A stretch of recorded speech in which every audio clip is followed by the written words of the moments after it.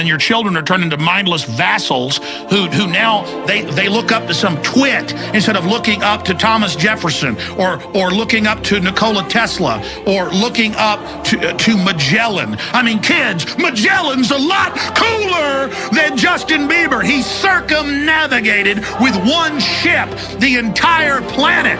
He was killed by wild natives before they got back to Portugal. And when they got back, there was only like 11 people alive of the 200-something crew, and the entire ship was rotting down to the waterline.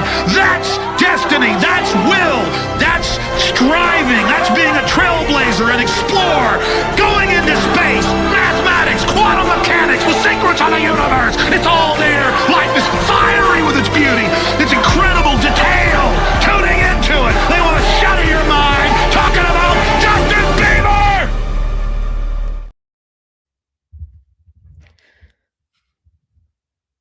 Hello out there. We're having some issues.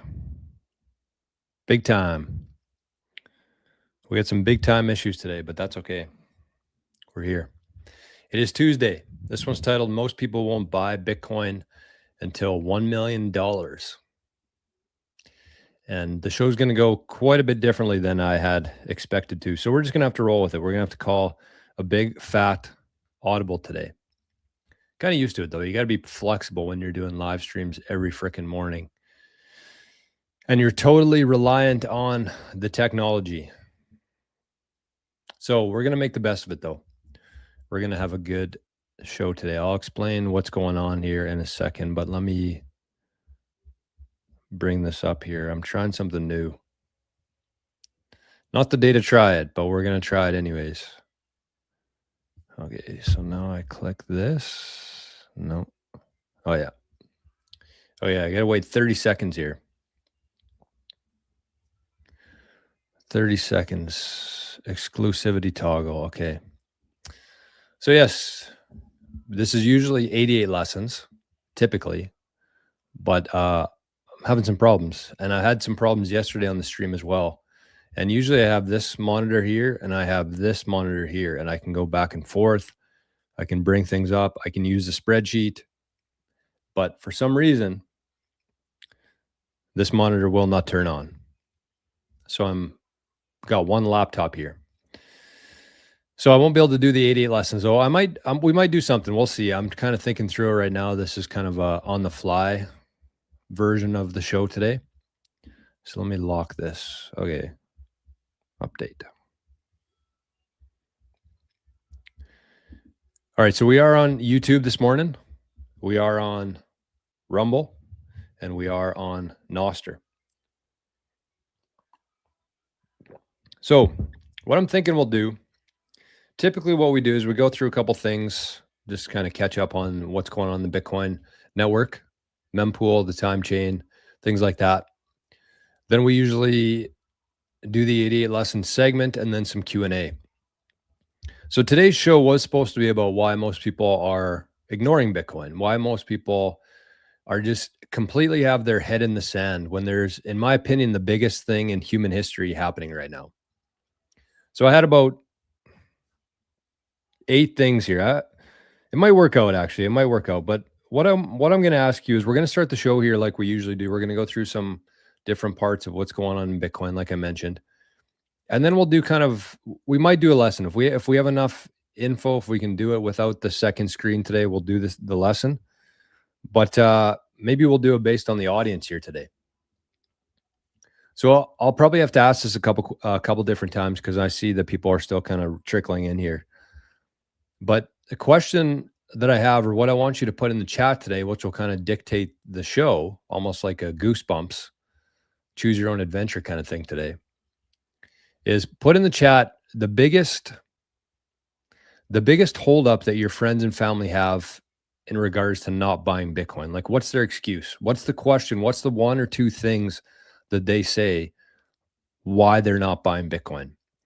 Is it because they think criminals use it? Is it because they think it's a scam? Is it because they think it takes too much energy?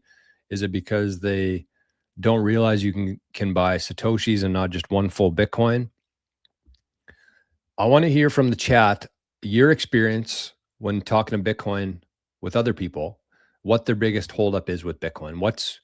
What's causing them to continue to, Jesus, that scared me, avoid or ignore Bitcoin. And so maybe we'll do a couple of those today. We'll talk through them, and then maybe next week we'll do the ones that I had already. And there'll probably be some doubling up, but that's okay. Again, the other option today was just to not do a show. So here we are. It's not the same. I can't navigate. I can't do the same things I was going to show.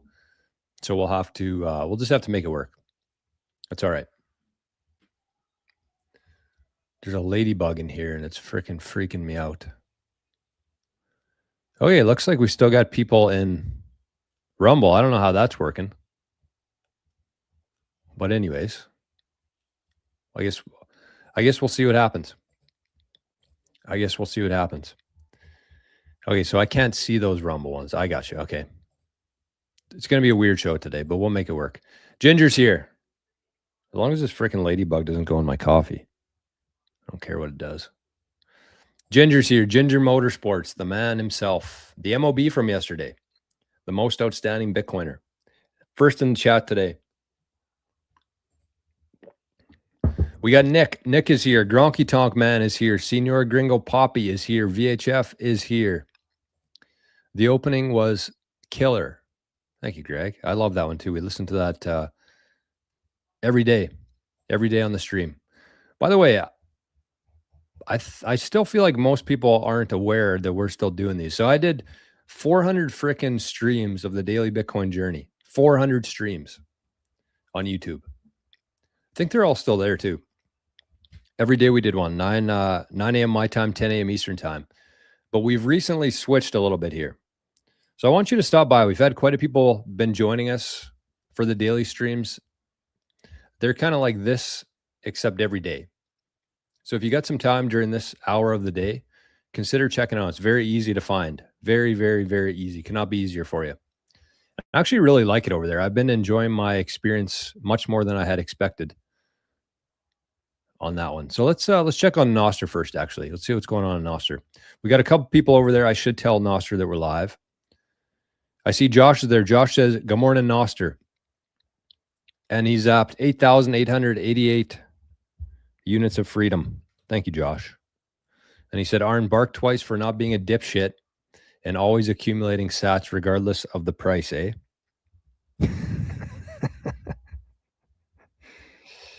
Thank you, Josh. Appreciate that, buddy. And Josh says the excuse is they don't truly recognize the current fiat system is made up. They don't want their illusion to end. Willful ignorance.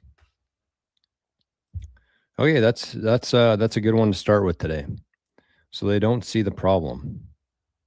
They don't see the problem. And that's definitely more, we'll talk about these. I'll kind of batch these up, and then we'll spend the second half of the show today going through some of these as part of the lesson. So I got some good lessons coming up here. Obviously, this was supposed to be a good one, but we kind of had to take a detour. But I'm going to be doing a really special 2-part episode here, I believe, for 88 lessons coming up. I might do it. I might not do it. I might just save it for Bitcoin School, but it's going to be a good one. It's going to be about the difficulty adjustment. I'm going to do a deep dive into it, because that's one of my favorite quotes in Bitcoin, which is, there are two types of people in this world. Those who think Bitcoin's a scam and those who understand the difficulty adjustment. One of my favorite quotes in Bitcoin. Oh, sorry. I didn't realize I had the F-bomb up there for 10 minutes. Alex Jones is not crazy. I mean, he's a little bit crazy, but everybody's a little bit crazy. He's definitely been right about a lot of things. Setbacks for me also, Jor. Head gasket in the truck went for a shit, and it's going to be 4,600 to fix. Oh, that's a tough one. The head gasket? No cash flow. That's a good one. I didn't think of that one. No cash flow. Thank you, Senior Gringo. Ginger says, I don't understand it. So it's too hard? Too difficult to understand? Maybe that's what we'll focus on today. I like that one because I was actually going to do a full video on that for the channel. Alex Jones must become president. That would be wild. Paper Bitcoin. That's their concern, really? I never would have thought that the average person would think that there's paper Bitcoin. I thought that was a me thing. I'll speak to my parents. They're old and risk adverse. They have money and don't want to see it go down in value. Yeah, that's fair. So they're scared about the volatility. Volatility too much. They don't understand the monetary system, and I'm done trying to teach them. Fair. Mika says they don't trust it, feel they don't know enough, won't take the time to learn, so they don't trust it.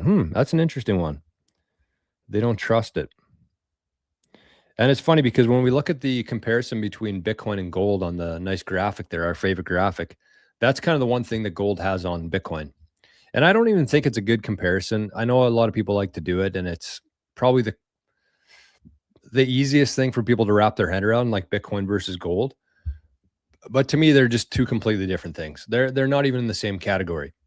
They're both stores of value. That's about all they have in common, though. I got the hiccups. Nice. Jen says, switched over high VHF, been a while. Jen, good morning. Hands off my sats. Wow, you've updated all your handles. Okay, I still don't know how Rumble's working here. It's supposed to be a private show. But anyways, we'll figure it out. So over on Rumble, I can't see the comments here, but let's bring up the chat. Let's bring up the Rumble chat. How about that? I love me some Rumble.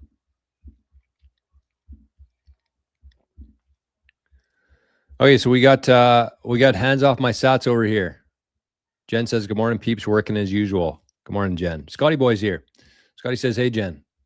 Rumble notify you're here, but it's usually late. So can anybody see me on Rumble? That's a question, I guess, because it started off public, but it's supposed to be premium now. I got to do that for my requirements. I got to do 5 hours a month over there. Sin's over there. Good morning, Sin. Jen says, not many people have a lot of extra money right now. That's true. No money to buy. That's a good point. Man, you guys are killing it today. No money to buy. I usually tell them to start with $10 per pay period, since that's typically the minimum for most places to buy. That's a good call. That's the right answer there, Jen.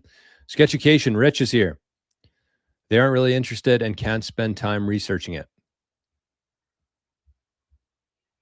Okay, well, I don't know what's going on here. But anyways, we got some, look at all the members on the channel here. These are all thanks to Jen, thanks to Sats and Sunsets. Everybody in Rumble is has got the castle icon. Joe's a premium member. Look at that. Good morning, Joe. And we got some whales too. We got some silver whales in the chat. Duncan, Jen. Okay. So let's cut that off for now. We'll switch back to Rumble in a few minutes. Mika says, I sent you an email. Please check your email later when you have time. Need quick clarification. I think I saw that, Mika, and I didn't really have a response for it. But maybe I missed something. Jordy, I don't know who the heck Jordy is, but good morning. No D in my name. Joe, hope you're doing well, man. Stay safe out there, everyone. Clark, good morning, Clark. Good to see you, buddy. Jake's over here. Greg says, my family, they don't need it yet. Okay, so there's no need for it, I guess. No need for it. And that's similar to what Josh said in terms of they don't see the problem. No need for it. Good info here. Artisan says, by the time Bitcoin hits 1 million, even if it does, we'll be old and barely functioning. Great attitude there, buddy. Great attitude. I couldn't disagree more. Didn't something happen to Bitcoin? Yeah, that's the usual one. Didn't something happen? I saw the mainstream bashing it like they usually do. Something must have happened. Most of my people don't have extra cash. Oh, we got that one already, Jen. 21 Live yesterday was insane. What's 21 Live? 21 Live yesterday was insane. I think he was referring to the FTX thing. I don't know. Most people are maxed out. Yeah, I agree. It's true. Meeting with the realtor today after work in regards to listing my house for Bitcoin. Nice. VHF, you'll find it funny that I asked the Freedom Group who was apologizing to you first after Bitcoin dropped down to the 60s.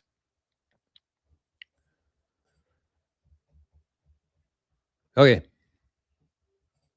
So let's get to her. Let's check on some things within the Bitcoin network today. Let's have a good show. I see Maria's over in the Rumble chat. Maria 2000, also known as Maria 2500, also known as Maria 5000. Zapped 5,000 units of freedom. Thank you, Maria.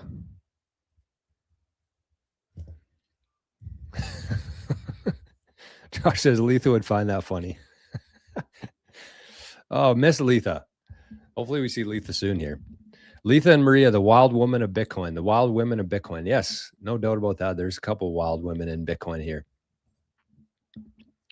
Okay, so let's check on the mempool. Let's start with that today. What's going on there? I was kind of somebody was asking me about this yesterday. I think it was in the one-on-one session that I had yesterday. By the way, if anybody out there is looking for some help with their Bitcoin, if you just want a second opinion on things, this is where my head's at all day. So if you're somebody who recently took self-custody of your Bitcoin and you want to make sure that everything's kind of in place, actually the one-on-one session that I had yesterday, I'm going to start off, I'm going to create a package based on this because I just think that this is so beneficial for people. And so this guy made a pretty significant allocation to Bitcoin in 2025. He joined as a member, and he's basically had a call with me every month, once a month, kind of a check-in, just to make sure that he's not missing anything, refreshing on things. I really think that that's the best approach because it's really impossible to understand everything that you need to know for your hardware device, for your security in like 1 or 2 sessions. It's not possible. I've seen it so many times before. And so with this, we get things set up properly. We figure out what the threat model is first, and we kind of base the security setup on that. And then we check in once a month. We practice transactions. Any questions? It's a nice refresher. And so I'm going to start offering a package, I think, that actually has the ability for somebody to basically book me for a full year and do a call with me once a month just to make sure that there's no gaps in their security setup. I just think that that's the way to do it. If you're somebody who's somewhat uncertain about what you're doing and you have a lot at stake, I think that's the best way to do it. Okay, so the mempool, this is what we were talking about yesterday, though, because we had obviously there's some big stuff happening in the Middle East right now. And if you look at the hash rate on a map, there's actually quite a bit of mining power in Iran. And so what we were talking about yesterday was whether or not the hash rate was affected by that, which the hash rate basically refers to the total amount of energy being directed towards the Bitcoin network. So every time somebody plugs in a miner, the difficulty adjustment goes up. The hash rate goes up. Every time somebody unplugs a miner, the hash rate goes down. So there's a lot of terminologies in Bitcoin. I really think that this is what keeps people away from Bitcoin is just these different terminologies. It's almost like speaking a different language. It really is. And if you think about how long it would take you to learn a different language, it's probably 1, 2, 3 years, maybe. And Bitcoin it's another language. It really is. And I think people should see it that way. But anyways, the hash rate is basically the total amount of energy going into the Bitcoin network. So again, when somebody plugs in a miner, hash rate goes up. When somebody unplugs a miner, hash rate goes down. And what the miners are doing, it's just a bunch of computational power. They're making a million, billion, trillion guesses, we'll call them, guesses per second. And they're trying to guess the right block equation. And if they guess that, they get paid. They get to design the block, which means they get to decide which transactions from over here in the mempool get to be put into the next block. So let me say that again, because again, this is a pretty important part to understand, especially if we're going to be talking about the difficulty adjustment in the coming weeks here. Whenever you send a Bitcoin transaction on layer 1, not on Lightning, not buying Bitcoin on an exchange, whenever you send a Bitcoin transaction on layer 1, on the mainnet, the first place it goes is to the mempool here. So that's why it says unconfirmed when you send a transaction, because it's sitting in the mempool, and when it's in the mempool, it's not spendable by anybody because you sent it out of your wallet, and whoever you sent it to, it hasn't confirmed into their wallet yet. It's sitting in the mempool. And so what the miners do is they plug in this computational power, and the computers are basically making a bunch of guesses. They're making a bunch of guesses, and whoever guesses the right equation gets to mine the block. And so the miners are basically responsible for taking the transactions they want from the mempool here and putting it into a block, designing a block template. That's what it's called. And so for their trouble, they get paid Bitcoin. They get paid the block subsidy, which right now is 3.125 Bitcoin. So every block, that's the new Bitcoin they're created. And so that's what the miner's responsibility is to do. They take the transactions from the mempool, all the unconfirmed transactions, and they put them into a block. They design a block based on that. And for their trouble, they get paid Bitcoin. They get paid for contributing energy to the network. That's obviously, the more energy you have, the more guesses you can make per second. But they also get paid for designing the block template. And so if your transaction's sitting in a mempool and a miner picks it up and puts it into a block, once it crosses this line, it's there forever. And so when your transaction gets put into a block, that's when you have one confirmation. And that Bitcoin becomes spendable by who you sent it to. So when it gets put into a block, it becomes spendable. But until then, it sits in the mempool over here. It sits there waiting for a miner to put it into a block. And then so if you have another block comes, let's say that your transaction this is the next block to be mined here. So let's say that your transaction is going to be put into this block. So it'll cross this line here. It'll be confirmed. It'll be spendable by who you sent it to. And then when this block goes through, you'll have two confirmations because it's two blocks into the chain. And then when this block is mined, you'll have three confirmations because it's three blocks into the chain. So that's kind of the simplest way to explain it and understand it. And then we'll talk about, again, in the coming weeks here, we're going to be talking about the difficulty adjustment here. Again, going back to the quote that I said there at the start of the show, there's two types of people: those who think Bitcoin's a scam and those who understand the difficulty adjustment. And so that's what I want to be talking about in the coming weeks here. So the difficulty adjustment right now, we're basically right on track. We're 4 blocks ahead, and the average block time here is 10 minutes. So the difficulty adjustment is doing its job because the target is every 10 minutes. That's what we want. We want blocks to come in every 10 minutes. So basically, in other words, every 10 minutes, new Bitcoin are created. Or not created, I should say. New Bitcoin are circulated. They're already created. 21 million Bitcoin already exists. It's just every 10 minutes they get paid out to the miners. They get put into circulation. And just kind of as a sneak preview here, if this, and maybe I'll do I wonder, no, might not be worth it today. I was going to do a little quiz here, but we got too much going on. I was going to say if this average block time was 9 minutes, so the blocks were coming in faster than every 10 minutes, what would the difficulty adjustment do? If they were coming in on every 9 minutes, what would the difficulty adjustment do? It would go up. It would become more difficult for the miners because we want to slow down the blocks. If the blocks are coming in every 9 minutes, that's too fast. So that's what the difficulty adjustment does. Every 2016 blocks, I believe, 2016 blocks. It's not based on like time. It's based on blocks. So the difficulty adjustment would get cranked up to make it harder for the miners, so they would take longer to find the next block. And so it would get back to its target time here. And so we can see that this difficulty adjustment has been working pretty damn good since the very first block back in 2009. You can see here the average block time since the Genesis block in 2009 has been 9 minutes and 36 seconds. So that means the difficulty adjustment has been working very well. You can see the target here is 10 minutes. And the average block time since the very first Bitcoin block was mined in 2009 has been 9 minutes and 36 seconds. So pretty damn good. Pretty damn good. Then there's been 939,152 blocks since then. So that's what the block height is. That's essentially the time in Bitcoin. That's why they call it the time chain. So the block height represents how many blocks have been mined since that Genesis block, 2009. And every time there's a new block added, this number goes up.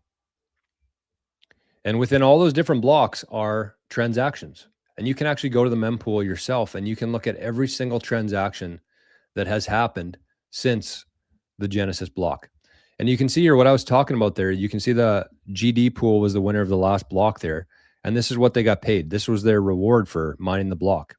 So again, for mining the block, what they did is they get to decide which transactions get put into the next block. They get to design the block template and they get paid for it. So they get the subsidy, which is the fixed amount every block.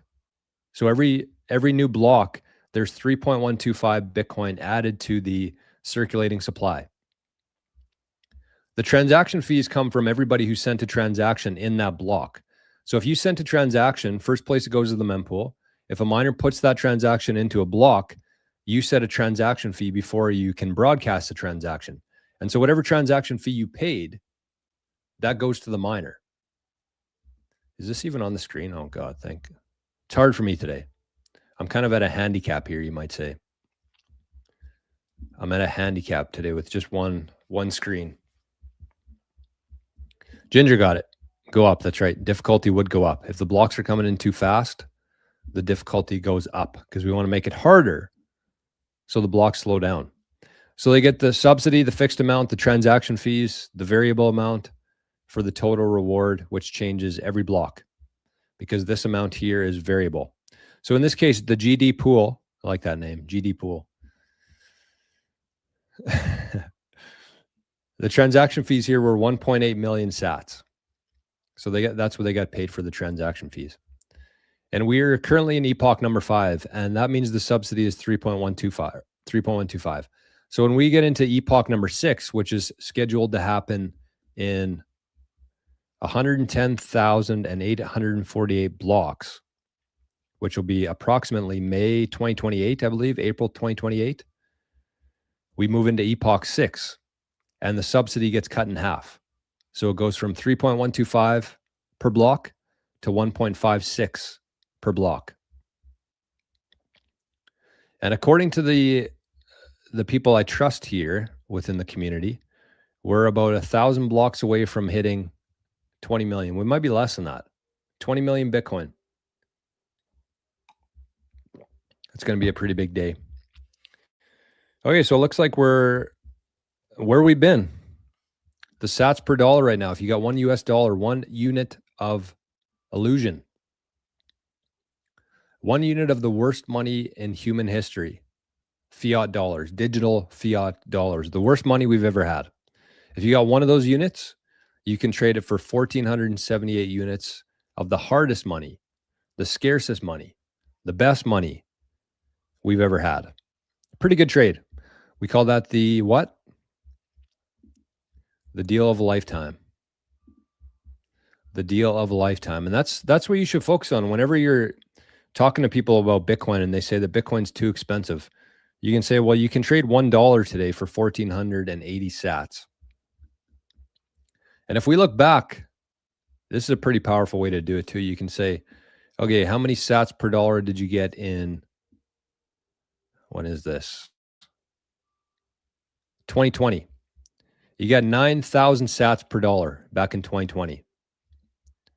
Today, 1,400.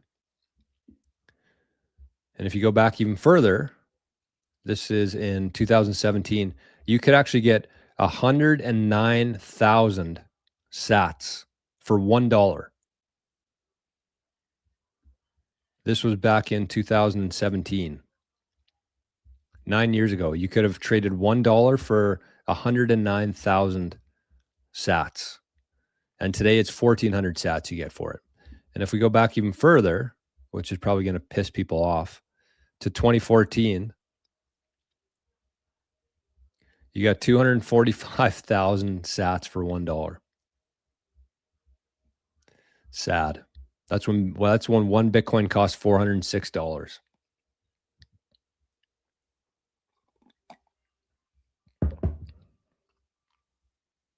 So if you're thinking, man, I wish I would have got, let's go right here. Actually, let's go to 2016,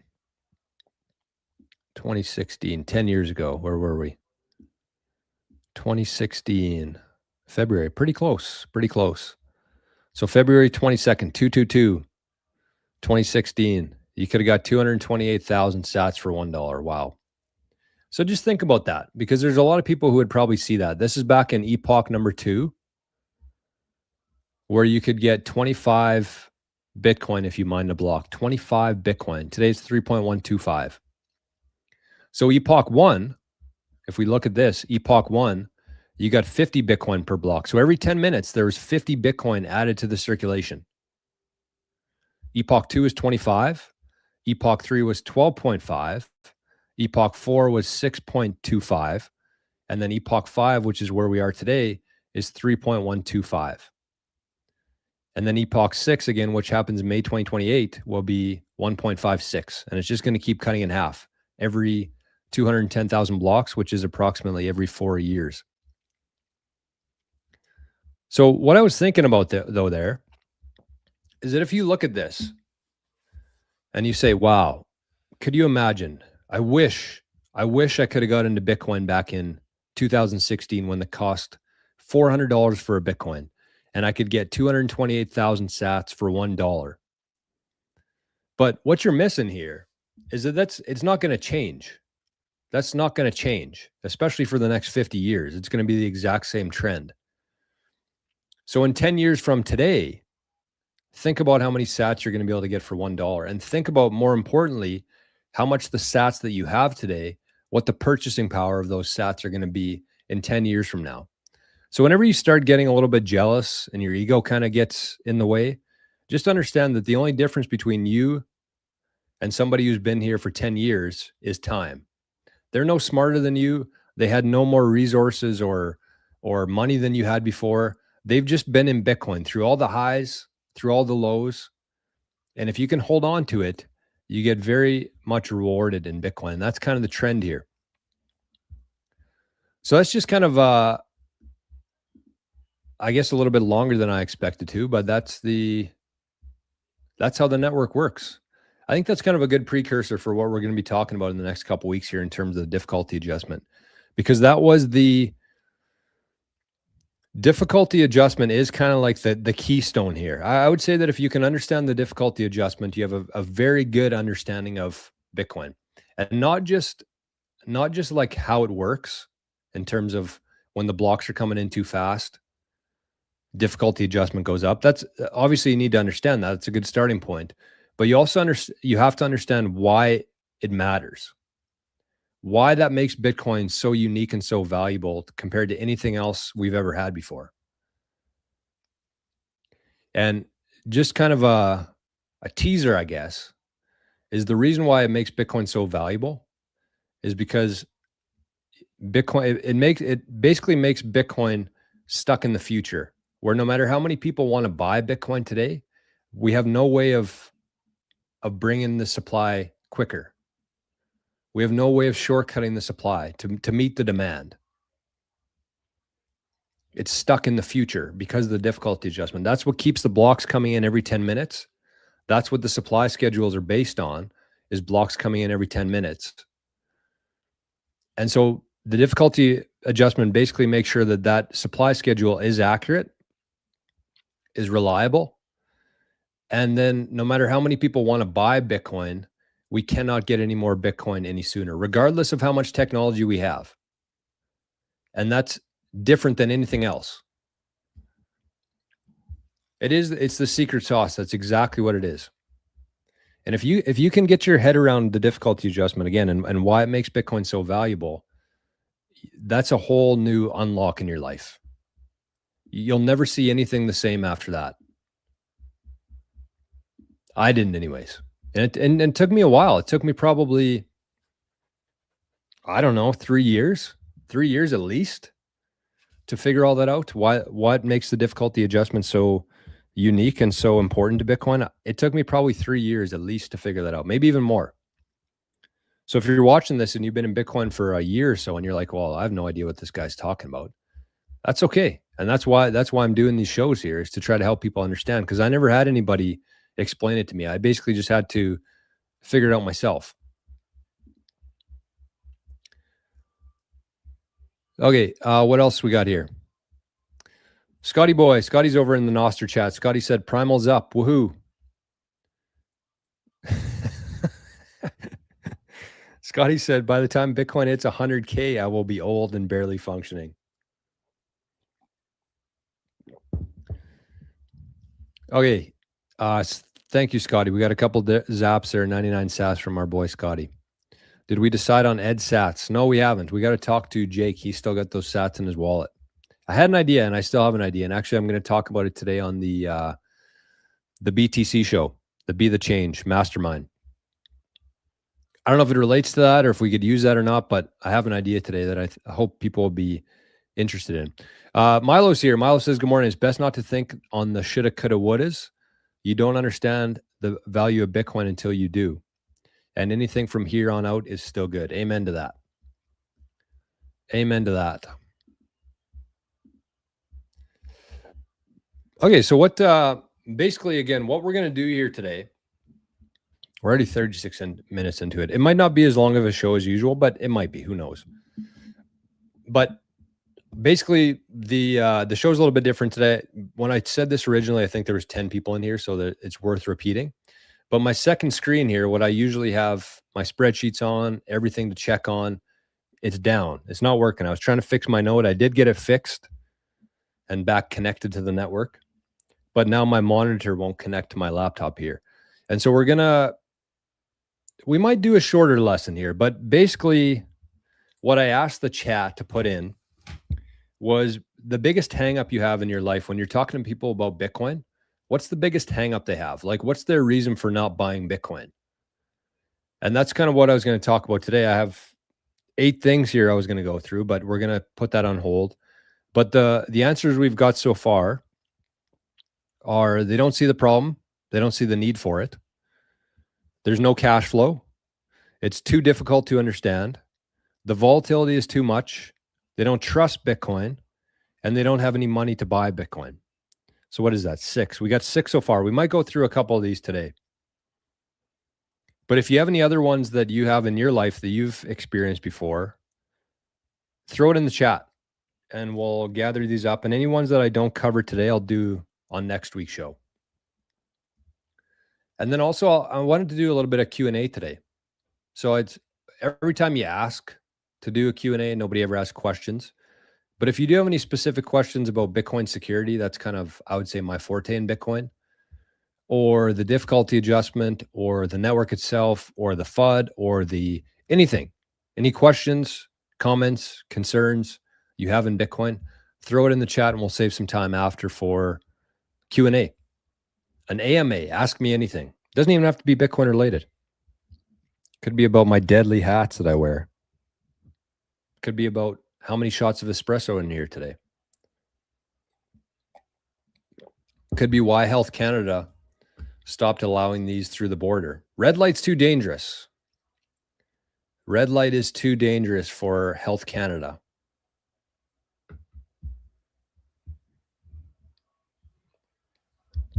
Fucking bananas. True Banana Republic, Canada. Okay. Plural says, have you gotten to see Stephen Wilson Jr. live yet? No, but I want to. I think that'd be an amazing concert to go to. So thank you, Plural. I like questions that also come with sats. Those are my favorite ones. Scotty Zap 99 said, ask AMN, ask me nothing. Hey, I got a lot of information out of you, Scotty, in the last 6 months here. Much different than I thought you were. Scotty could be a Fed too. We got P35T says, hi, good morning, P35T. Jake says, for the monitor, Jordan, did you try turning it off and back on again, unplugging it and plugging it back in? Yes, thank you. Thank you for that, Jake. That was very helpful. I only tried that 50 times because as a non-technical guy, that's pretty much my go-to is I just keep restarting it over and over and over and over again. And actually, that's what got my Bitcoin knots to finally sink there is through brute force. I just kept restarting it. So anyways, what do we got here? We got a comment from Maria who says most people don't see a real need for Bitcoin yet. We have an abundance of payment rails and banking services. It's too comfortable for them to change. I think that's probably one of the biggest ones. I'm going to save some of the ones that I have though for next week as well, but we'll get through a couple of these today. So they're too comfortable. Okay. So that kind of ties into, they don't see the problem with fiat. They don't have a need for it. They're too comfortable. That's fair. 65 sats. Mark, good morning. Zap 1650 units of sovereignty. Thank you, Mark. Good to see you, buddy. Josh says, almost sounds like a monitor has an issue with the graphics card, some sort of a conflict. So that's the weird part, Josh, is like I had it working today. I let it run through the night. My Bitcoin node synced. It fully re-indexed or re-downloaded the blockchain.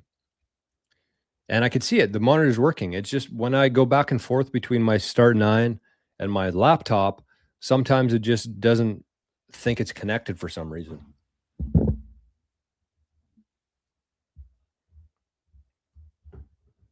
So it definitely still works. Like I was literally looking at it this morning because it was connected to my Start 9. And you might say, well, Jor, why don't you just connect to your Start 9 locally? Yeah, I know that was the whole problem, that it wasn't working. The whole thing wasn't working. That's why I had to do this and connect it to my monitor. So anyways, I was finally over that. Now we're back into it. Okay. So what are we going to do now? I want to get through some news, but I'm going to get through the YouTube chat here first. I should check on Rumble. It says no live chats. So did everybody from Rumble just leave or what happened there? I don't know. Looks like there's still 10 people over there, but the live chat's not showing up for me anymore. What's this? Jesus. I don't know what's happening there. Okay. Anyways. So let's get through some chats here. How about that?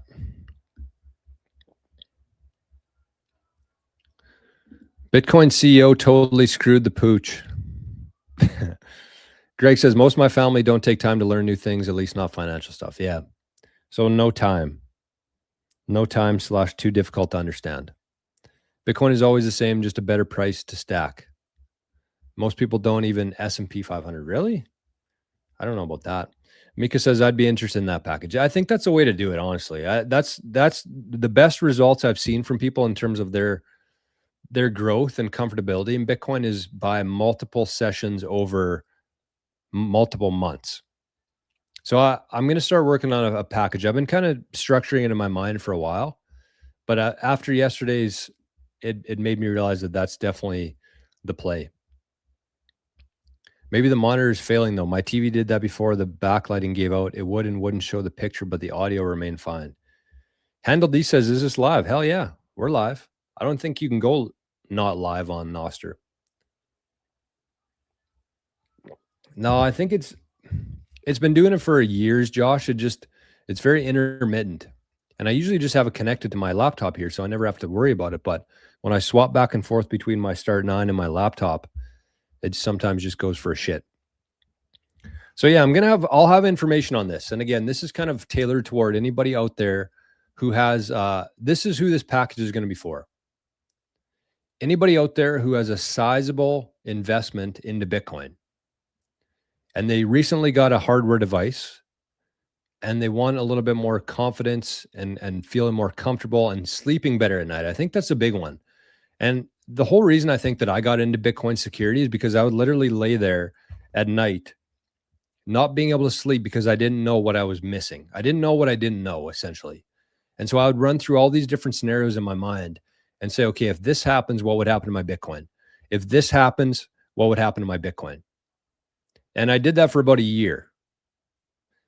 And it gave me enough information, enough knowledge where, I've helped a lot of people now with their Bitcoin security and their setup and storing their private keys and their UTXOs and all these different things that people don't see when they watch a 30-minute video on how to set up a cold card. So the idea would be to have a 1 year, you get me for 1 year essentially. And you can book me once a month. You could do 12 sessions in 1 month, but basically you'd have me for the entire year. I would prefer if you stretched it out because I just feel like that's the way to learn is by doing something, sleeping on it, coming back a month later, revisiting it. And so I think that there's something there. And I might even do like a promotion for anybody who wants to try out that package, maybe like a 20% off or something.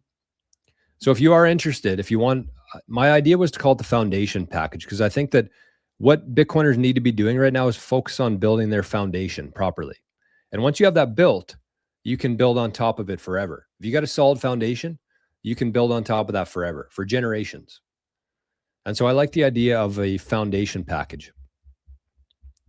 So maybe that's what I'll do. I'll maybe do like for the first 5 people. For the first 5 people that sign up for the foundation package, I'll give you 20% off the future rate. So just shoot me an email, 88sats@proton.me, and just put foundation package in the subject line. And I'll reach out. We'll figure out the details and we'll start meeting. 88sats@proton.me. I think that's the play. I think that's what I'm actually going to focus on aside from the Bitcoin school going forward here. Cause I just think that that's so important. I think that's the best way that people learn is by doing it, revisiting it, revisiting it over a long time. Because I think the worst thing that you can do, and this is where I've seen people lose their Bitcoin, is they either try to do it themselves by watching a 30-minute video on YouTube and they miss 50 different things, or they set it up and then they don't think about it for a year and then they panic. And they have no idea where things are. They have no idea what they need to know. They have no idea how to access their Bitcoin. And even worse, I've seen people actually send Bitcoin for years to this address that they actually didn't have the private key to. So this shit happens. It happens to average people every single day. And so I think that, again, if you have a sizable investment in Bitcoin, this is a very the minimum you should do. Okay, what else we got here? Wow, I missed a lot of comments here. Sorry. Parasite hit his first block yesterday. I saw something about that. What's Parasite? Is that like a lightning one? I'm gonna find that one quick because I was interested in that when I saw that today.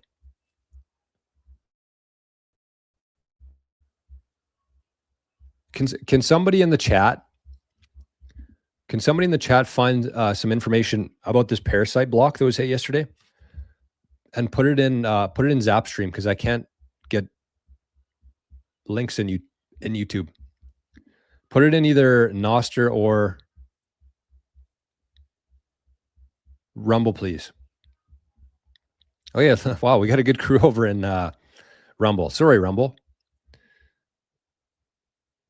So we got Praetorian over there. Praetorian, good to see you, buddy. Sharon B's over there. Rumble's where the cool kids are. Rumble chat is a block waiting to be mined. We are scarce now. Pauly D, good morning, Pauly D. And Sharon B says, I'm so upset Jor can't bring up his adorable spreadsheets. I'm not happy about it either, Sharon. Don't worry. I'm not happy, but we'll be back. We'll be back next week with the spreadsheets or sooner, probably tomorrow. Miners in Iran, how? Didn't their internet get cut off? Well, I mean, they were. I'm sure their internet, I'm sure it'd be difficult to mine Bitcoin in Iran right now, but there was. Need price to collapse more so the small-time miners will come out big winners this cycle. That'd be nice. VHF is gonzo. See you, VHF. Greg says, I do cold storage and twice per month do a small practice end. That's the way to do it. That's the way to do it. Honestly, Greg, good on you, man. Muscle memory. And this would be a very good way to do it, right? If you know what you're doing, it's just what I fear with a lot of people is that they didn't really build things properly. And so even if they're doing it once a month, they still might be doing it wrong because they never had it right from the beginning.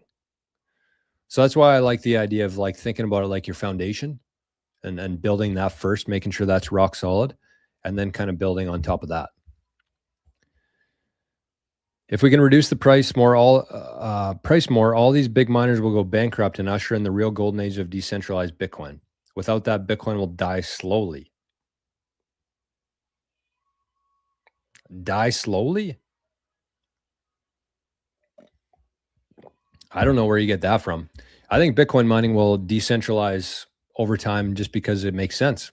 I think everybody will have Bitcoin miners running in their house at some point just to subsidize their energy costs. It won't make sense not to mine Bitcoin at your house. And so when that happens, when every household on the planet is mining Bitcoin, it's going to decentralize itself. That's not a concern to me right now. And a lot of people say that Bitcoin mining is too centralized because they see that graphic of like 5 big miners. And yeah, I would say it's a bit of an issue, but it's also like a bunch of people like me, like you, who are mining Bitcoin, but they're pointing their hash towards those pools. And at any moment, you could basically switch from F2 pool to Ant pool to Ocean pool to whoever.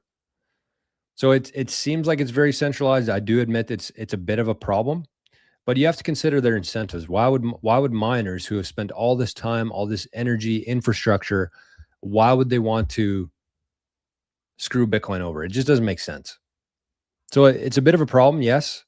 Do I think it's a major problem? No. Do I think that Bitcoin is going to decentralize naturally, organically over time? Yes, because the incentives align. It makes sense to do that.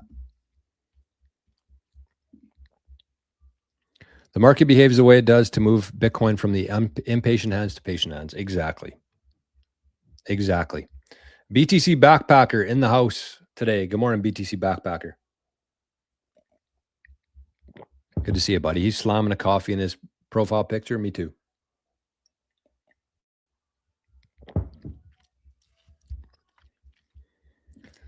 Okay, Plastic says, difficulty adjustment is a secret sauce in Bitcoin. The heartbeat of Bitcoin. Took me years to get it. Me too.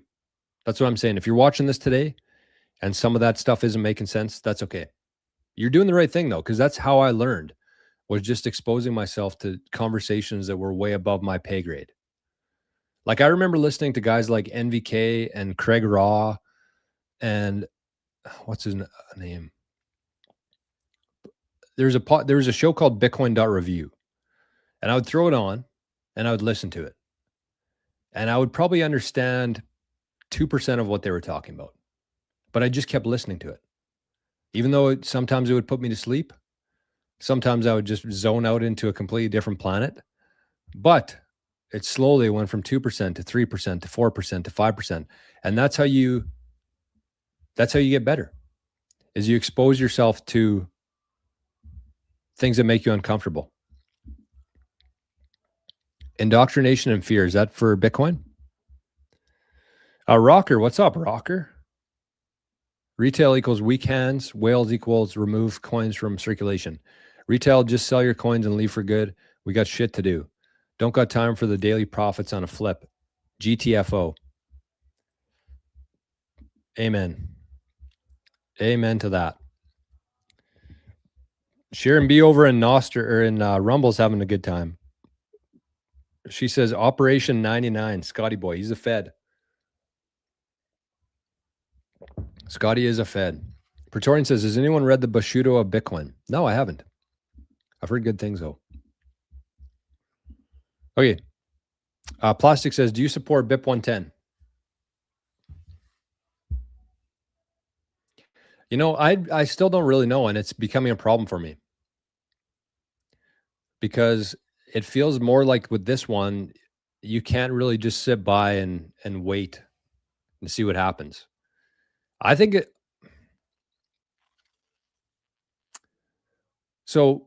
A couple things that I know for sure. Number one, I think that filters are a good thing. That's why I run Bitcoin Knots.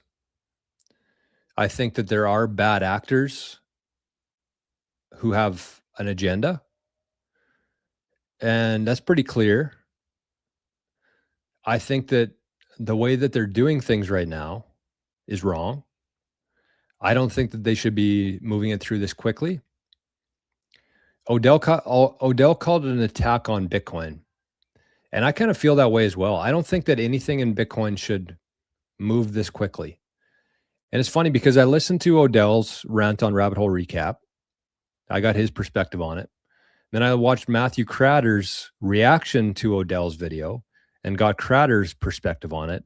And the one thing that Cratter kept saying over and over again was that Odell was speculating on something that hasn't happened yet, something along those lines.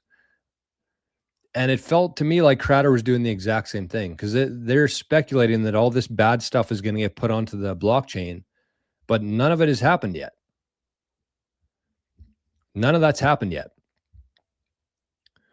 And the other thing I would say is that I really believe in Bitcoin as more than, I don't know if more than is the right word, but I think that the Bitcoin blockchain has a lot of power. And actually, Julian Assange used to talk about this all the time. He would talk about proof of publication, which basically removes the elite's ability to delete history.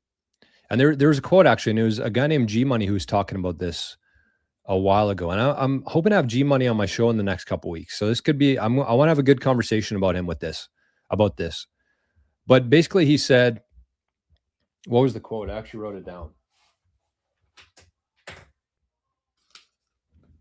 He said, and it was actually from the book 1984. And he said, he who controls the past controls the future. Okay. So he who controls the past controls the future. And he who controls the present controls the past. And so basically what the elites have been able to do throughout history, whoever's in charge today, is they get to alter history. And even Michael Saylor, he said something along the lines of everything that happened before Satoshi is going to be considered bullshit.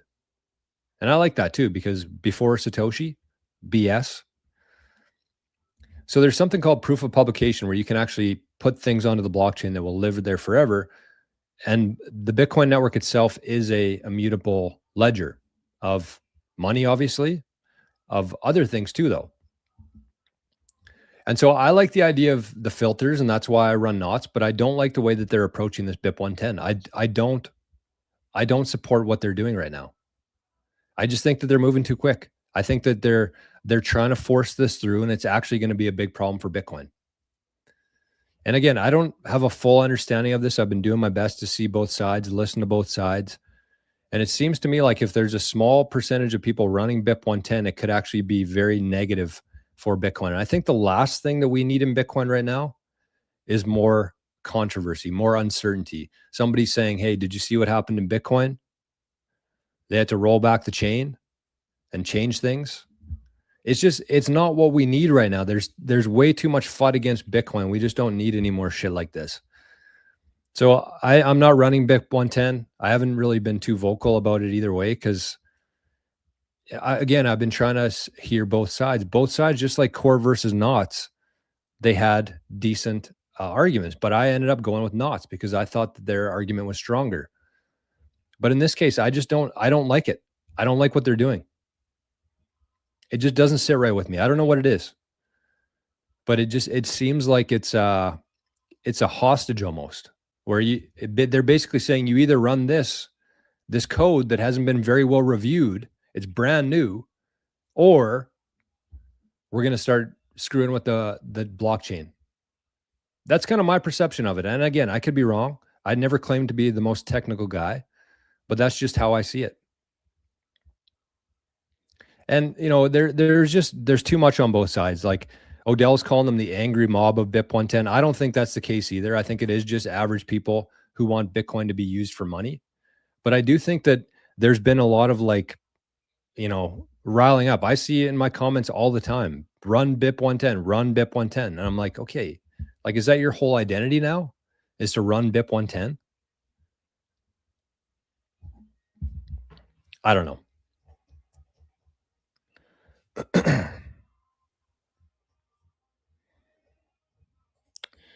The biggest issue is the volatility. They only want the number to go up, not down. Yeah, that's a good point.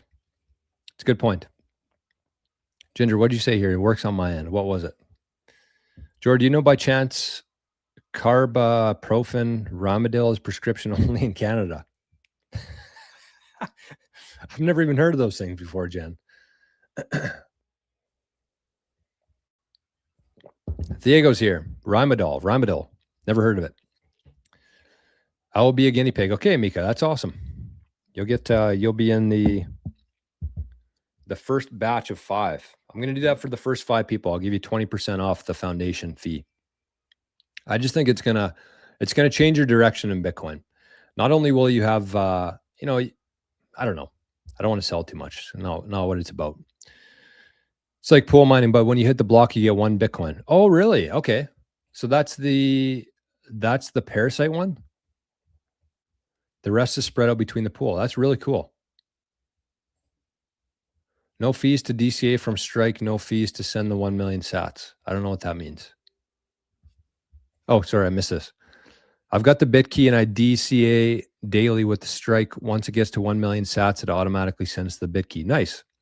Just be careful with that BitKey though, Gronky Tonk, because from my understanding of it, it's not the final destination for people. It's kind of like the first step in self-custody. But you're basically relying on 2 other parties there to not rug you, right? Because with a BitKey, you hold a key. I believe there's a key held in the cloud, and then BitKey holds a key. That's my understanding of it, anyways. And I should maybe double check that. I don't want to get that wrong. I just think from my understanding of it, it's kind of like the first step for people if they're not comfortable holding their own keys. But that's not the end solution. So how does the BitKey Bitcoin device work? Who holds the keys?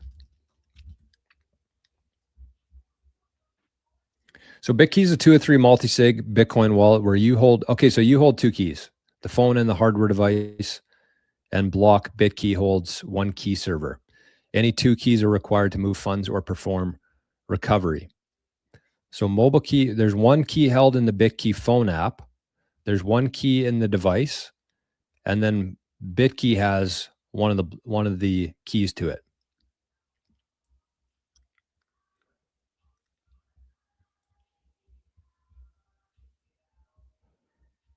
Okay, sorry, I'm just reading through this a little bit here. So you control 2 keys, Block controls 1. Block threat model block compromise cannot directly take funds. They only have 1 key. Your phone compromise is limited by spend limits. Yeah, actually, I do like the spend limits of things that the BitKey has, and I also like the inheritance option that they have. But again, you're still kind of reliant on Block to always be there as a company, right? Because they hold one of the keys, and they're a corporation. And they also would know the balances. They would see your transaction history. If you're using them to hold one of your keys, I guess I was wrong about that. I guess they can't rug you. Unless I heard that wrong or read that wrong. But they would still have access to all your transaction history, your UTXOs, all that kind of stuff, your balances. And the other issue there, I think, is that there's no screen on it, which I don't like. I don't like that there's no screen, because whenever you're sending Bitcoin, you should always verify the address that you're sending it to. And there's no screen on the BitKey to verify that.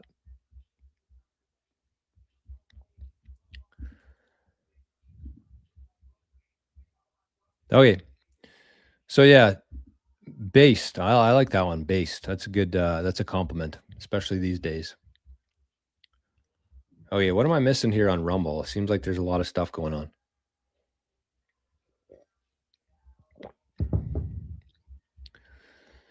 Praetorian says, Sharon, I'm only 3 chapters deep. Great so far. Found it trying to find George's book suggestion on Audible and couldn't find it. Which book was that, Praetorian? Which book were you looking for? The Psycho-Cybernetics? You can actually listen. You can watch it on or listen to it on YouTube for free. You don't need to buy it. Tone Vase has a good BIP 110 series. Yeah, I mean, that's, again, I don't know if it's the right answer or not, but it is a little bit scary to me because, again, I don't think that this is just something that we can sit on the side or sit in the middle, I guess, and just see what plays out. Like I think that this is going to be pretty concerning for Bitcoin in the coming months. It's unfortunate. It really is. But again, it's one of those things where I see both sides of the story. I hated the fact that Core did that update. It was a big time failure in Bitcoin. Like Core 30 was a major failure. No doubt about that. Nobody wanted that to happen. There was no reason for it to happen. It was just people with too much power and ego, I think. So that's why I run knots, because I didn't want to deal with that shit. But I just don't like how fast they're moving with this. This is not how, in my opinion, this is just my opinion, this is not how Bitcoin changes should be implemented. It's just not. The code hasn't been well reviewed. They're pushing things too fast. And I don't think it's going to end well. And it concerns me, truly. And I haven't said that much in Bitcoin.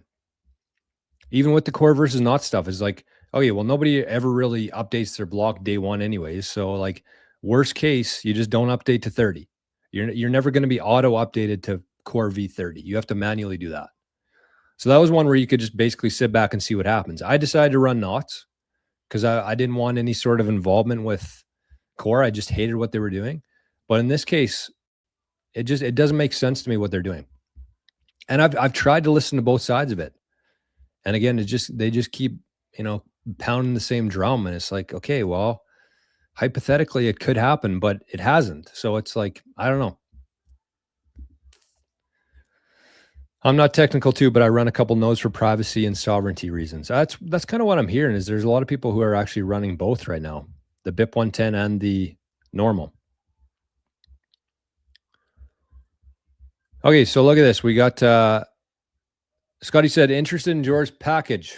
Pause.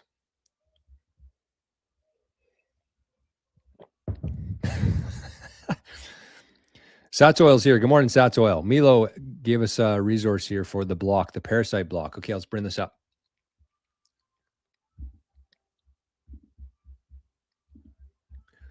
So this was the big news today.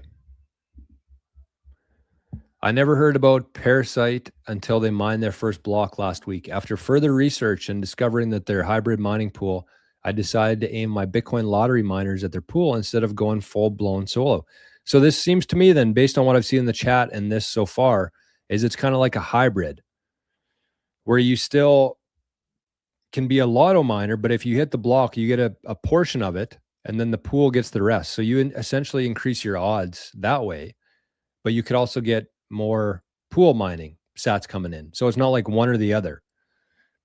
You have a kind of an in-between there.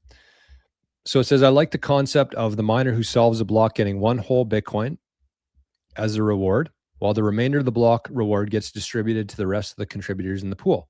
Still feels like solo mining to an extent, while having the added benefit of contributing towards further decentralization of global mining hash rate as a group in a smaller but growing pool. Check them out at parasite.space. Thank you for sharing that, Milo. I really like that. I really like that concept.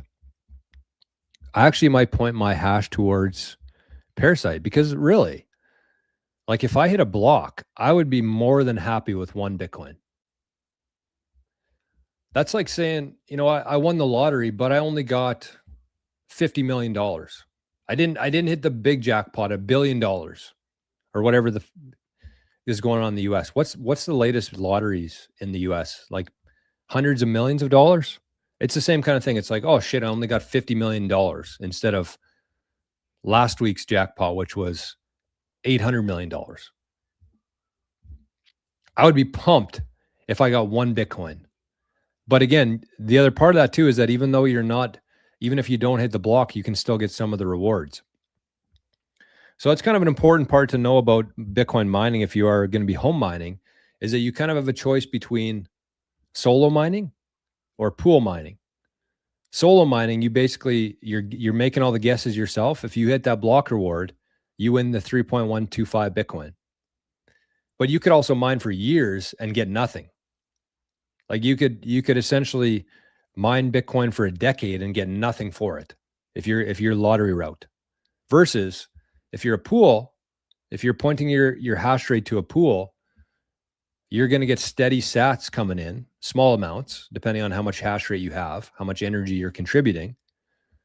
But it's a steady flow of sats. And some people like that. A lot of them are non-KYC sats. But you never have a chance to win the lottery. You never have a chance to hit the 3.125 Bitcoin. And so what this parasite does then, it seems to me anyways, is that you kind of get the best of both worlds. Whereas if you actually hit a block, you still get 1 Bitcoin and the pool gets the rest of the sats. But at the same time, you also increase your odds of getting some payouts, because if somebody else in that pool hits a block, you get a pretty big reward. I like that. I really like that concept. So thanks for sharing that there, Milo. Okay. What else we got here? I should check on Zapstream. Oh, I was on Zapstream.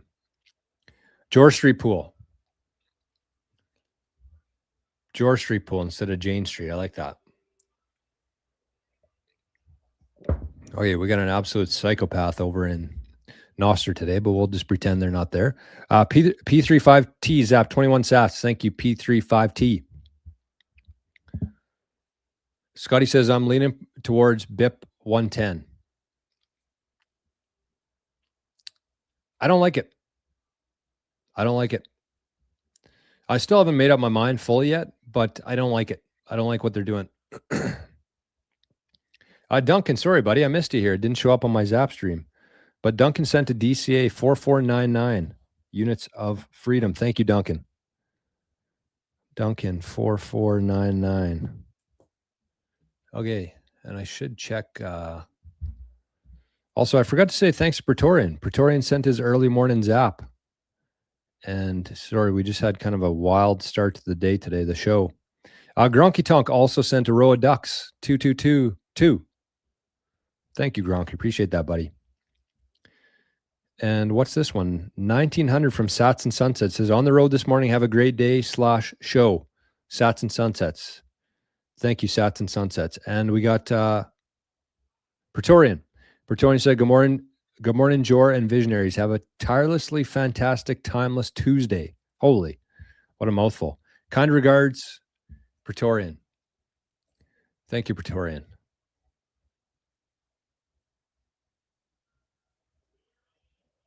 Okay.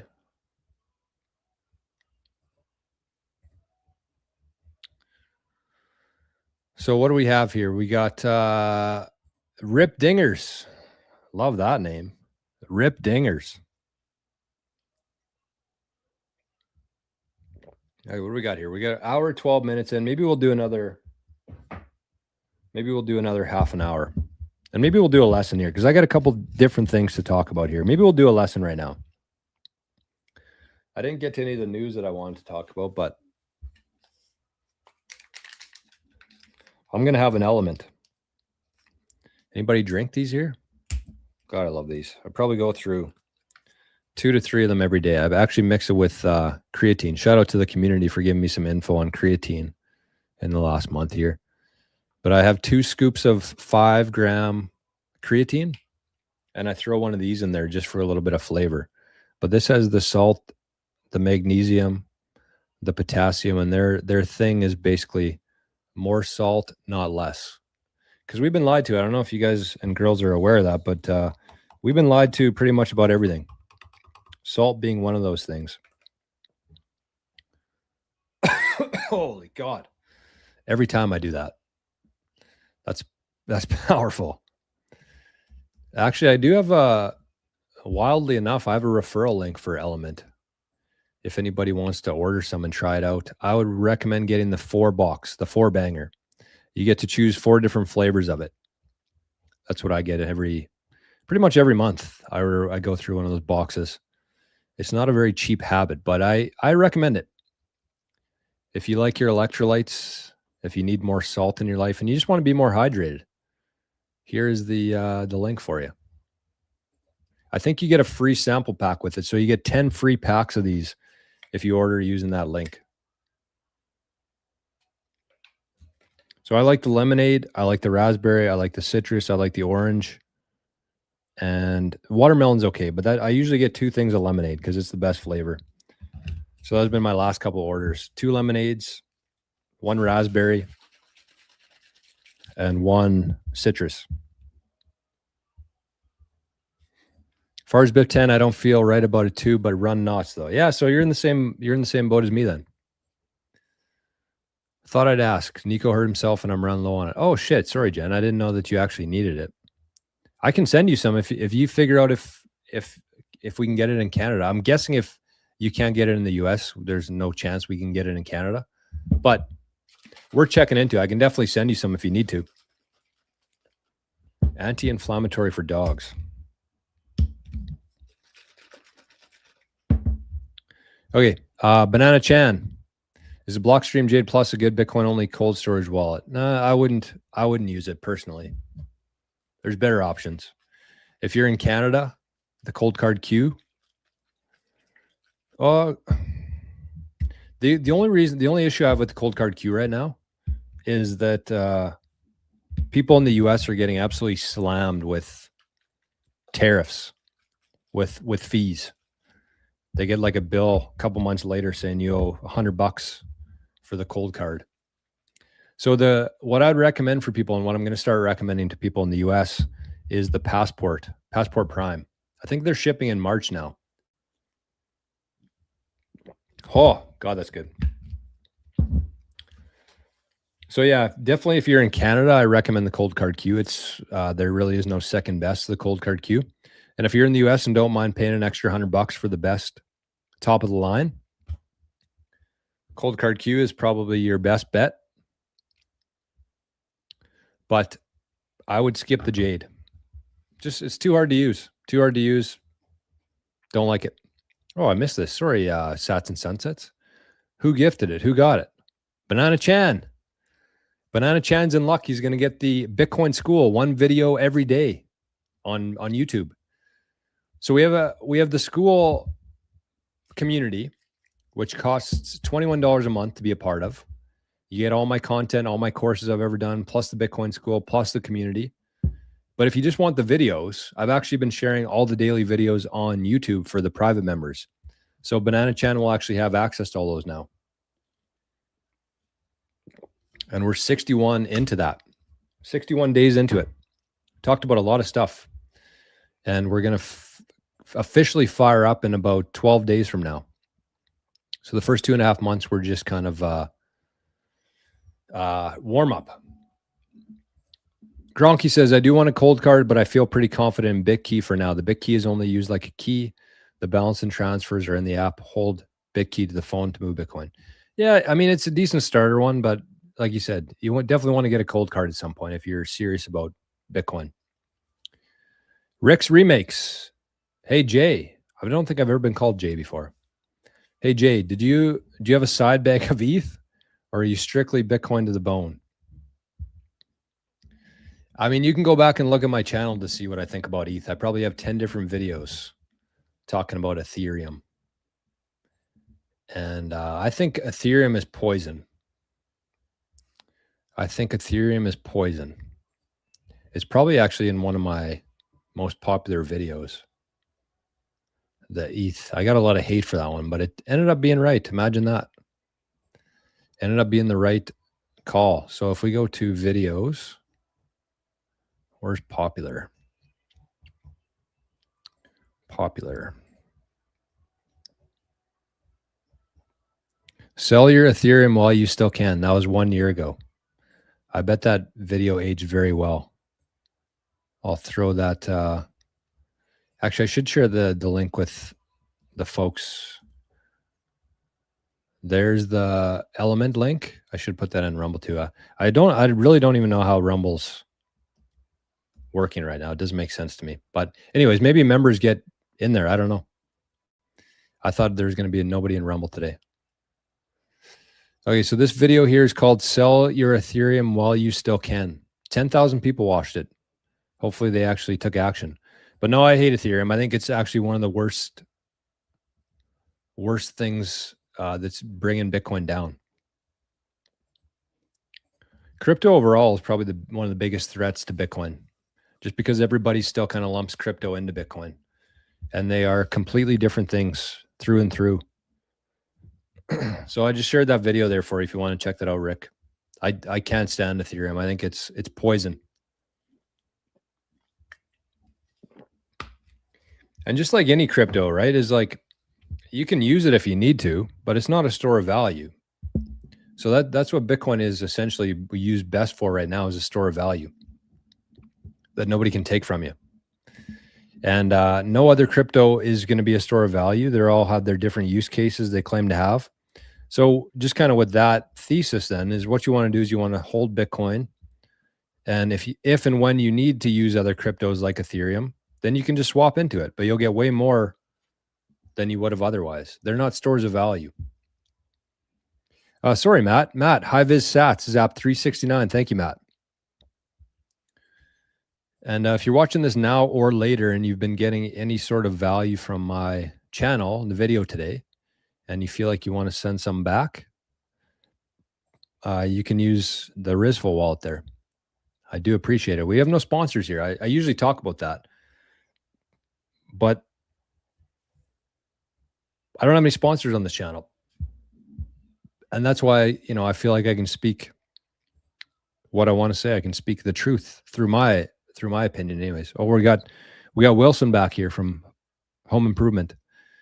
I got involved in Bitcoin 1.5 months before SegWit and the hard fork of Bitcoin Cash. I was waiting for the fork to happen to avoid Bitcoin Cash. What a lunatic could sell Bitcoin Cash for more Bitcoin. Bitcoin only. ETH is noise. Bitcoin is a signal. ETH is poison. Not noise. It's poison. Sato Millionero. If people understood what Bitcoin is all about, it would be worth millions of dollars today. But most won't act until it is too late, so we are early. Exactly. Okay, we got a question here from Edward the Bruce. What do we have here? It's going to cost you this question is going to cost you 10,000 sats, Edward. Says, well, my employer did a budget cut and I was part of it. Wild how giving a decade of time and never calling out, and in a day they let you go. Strange times. Wow. Gonna need a new job for stacking sats. Any advice for a Bitcoiner in my situation? Whew. That's a good one. You know what? I'm actually I'll do a video about this right now. This might be a long stream today by the looks of it. I might save the, we'll see. We'll see. I'll have to figure something out here because I'm going to run out of time here right away. So here's a question from Edward the Bruce. My employer did a budget cut and I was part of it. Wild how giving a decade of time and never calling out, and in a day they let you go. Strange times. Gonna need a new job for stacking sats. Any advice for a Bitcoiner in my situation? Yeah, so what I would recommend here, if this was me, if I was in a position where I got laid off and we're in a time now where you can stack a lot of sats for not a lot of dollars. Obviously, the price of Bitcoins came down 50% in the last 6 months.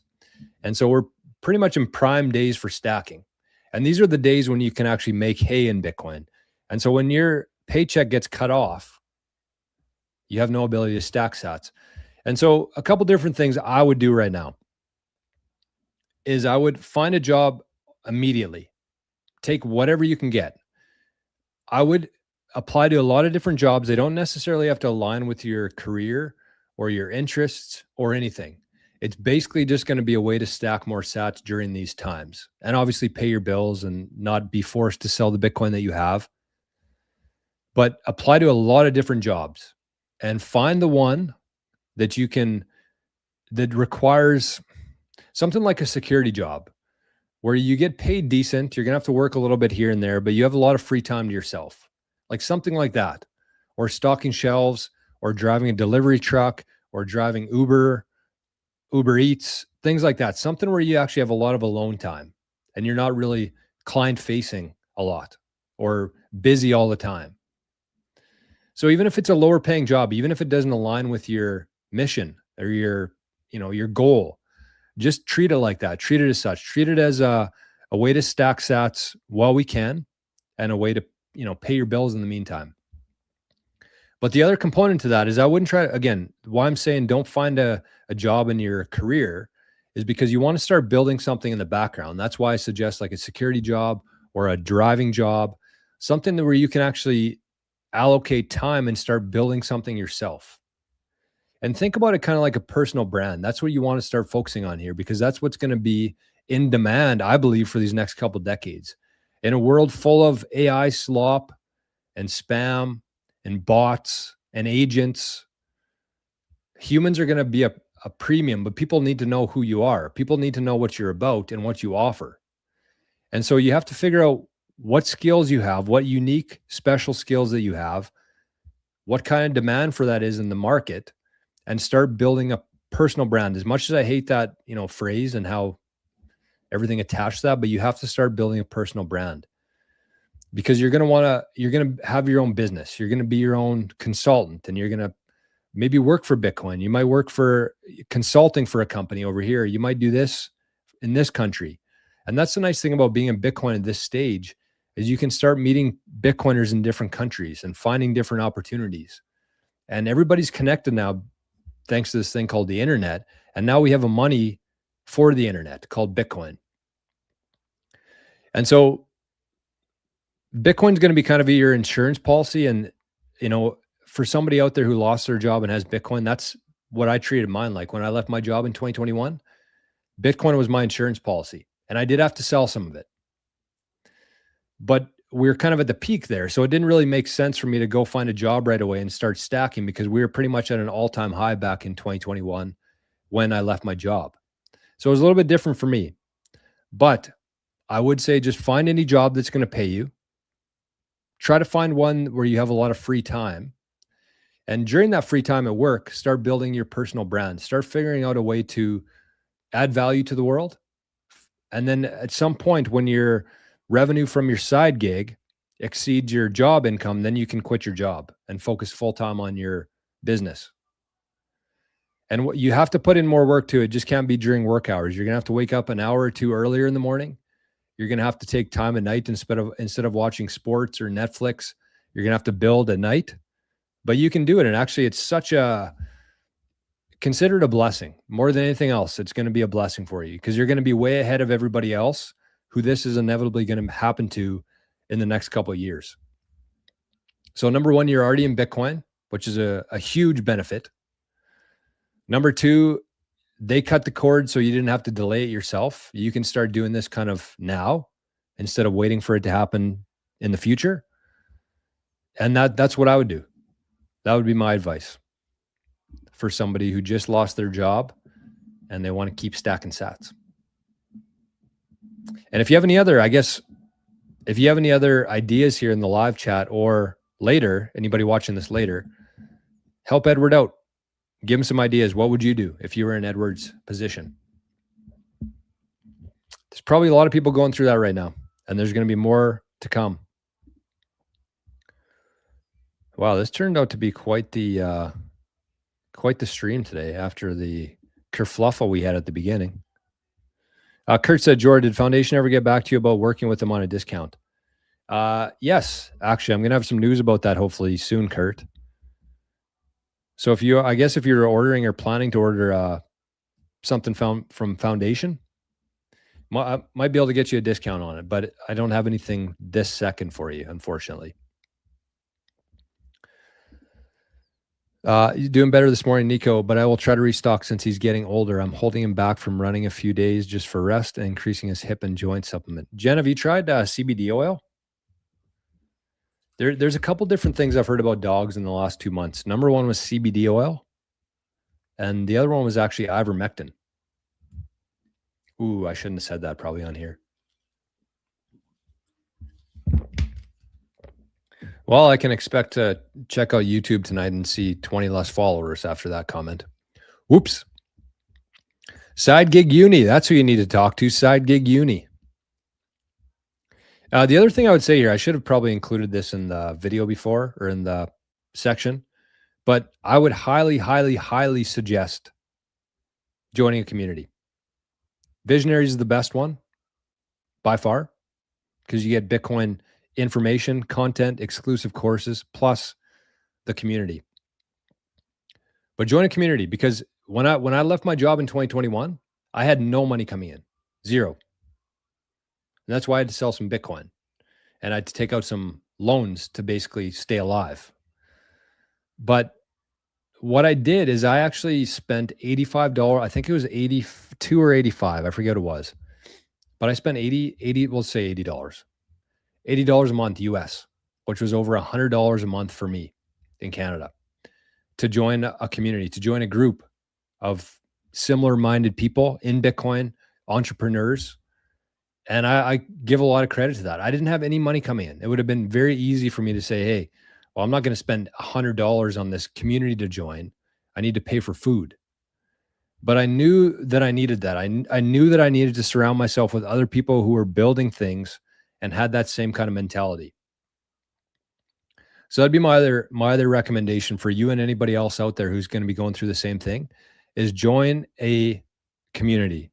Obviously, you don't have to join the visionaries, but if you hear some of the stories from people in the visionaries in the last couple of years, there's been a lot of things built, and there's going to be a lot more things built in the future there.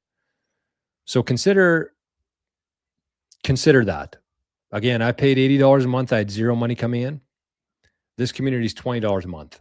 And the community that I joined didn't have any sort of information about Bitcoin education stuff. It was just simply a community of people. Rat poison, like Warren Buffett said about Bitcoin.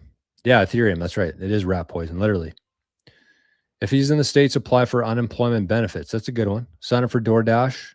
Let those income streams hold you over until you find what you want. Yep. Josh is here. Work save Bitcoin. Left my job last year. Good man. Look at this. SD. I left my job in October 2024. I've been traveling and living my best life since then. Wow. Legend. Legend. One is a dewormer I used to give my dogs when I lived in the middle of nowhere. CBD we tried for anxiety, but didn't touch him for that. Didn't touch him for that. The one is a dewormer. Yeah, that's what the word that I said there. Dewormer. I think it's good for humans too. Don't know. Collected unemployment for 3 months, stayed afloat, and if not for Bidenflation, could have lasted on that for a while. Could find your calling while you collect. Yep. Good call. Caraprofen is over the counter, but it's crazy expensive even in Canada. I can just order it, but I'll do that next payday. I've got a few to last. Gotcha.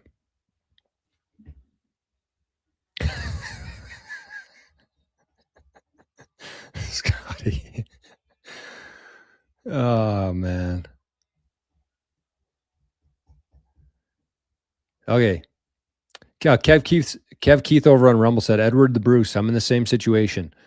I'll be forced to retire early after 18 years. I do, however, drive a school bus part-time during the day. Nice. Love that.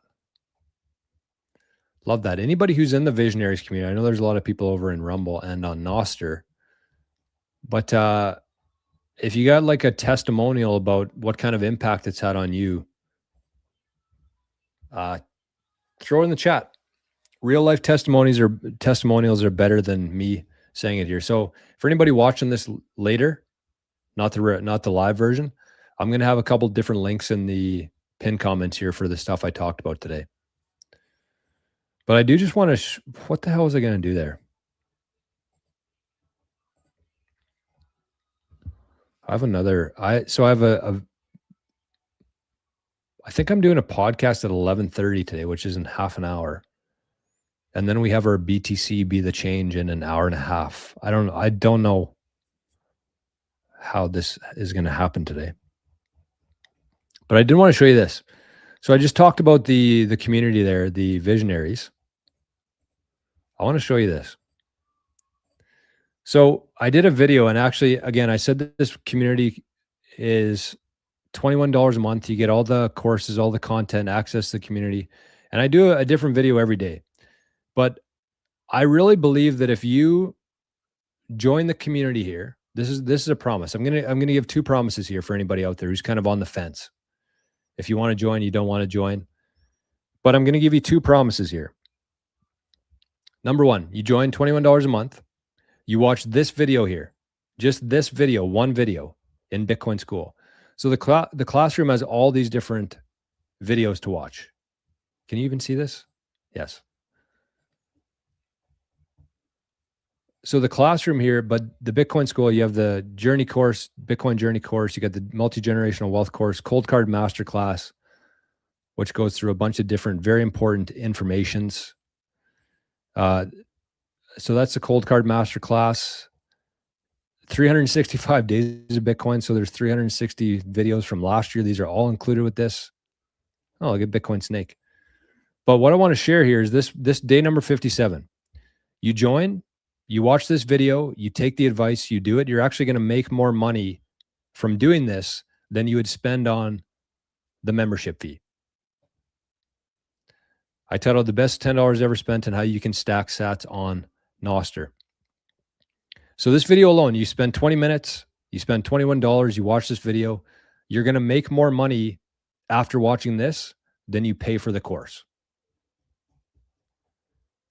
And there's just so many good ideas in here. Like that's what they are. Like I talked about a double decoy wallet here as an idea. What else is in here? Talking about Nostr, like how to use it properly. There's the passphrase, low pressure passphrase. What was another one here? Separating non-KYC, KYC. Secret hiding places for your Bitcoin. What was the other one here that I wanted to share?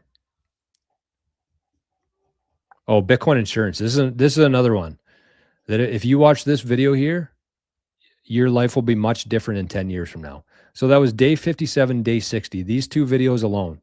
Marketing with Bitcoin, I think it was called day 57 and day 60. You watch those two videos and you're going to basically pay for your membership in a month. So the second promise I want to make is that if you do join and you don't feel like it was worth your money, I will give you 100% of your money back in Bitcoin. So you join for a month, $21. You email me and say, Jory, your community sucks. You're a liar. I'll send you $21 worth of Bitcoin, no questions asked. That's how confident I am that you're going to be overwhelmed with value from joining this community here. My offer to you. Plastic says, Jor, bro, you funny guy. Humans can take it, not come in the US, but the rest of the world it is. Yeah, I know. Isn't it crazy? Obviously, humans should only take the human version, which is the prescription only disclaimer. So, Jen, are you talking about the carboprofen here, or are we talking about the dewormer? Look at this, Carl. Cheers from Poland. Might join. You should. Again, I'm telling you, there's zero risk. Zero risk. You join, you don't like it, you feel it's a waste of money. I will literally pay you back in Bitcoin. You pay in fiat, I pay you back in Bitcoin. 100% return policy. If you don't feel like you got enough value from being part of the community for a month, I will send you your money back in Bitcoin.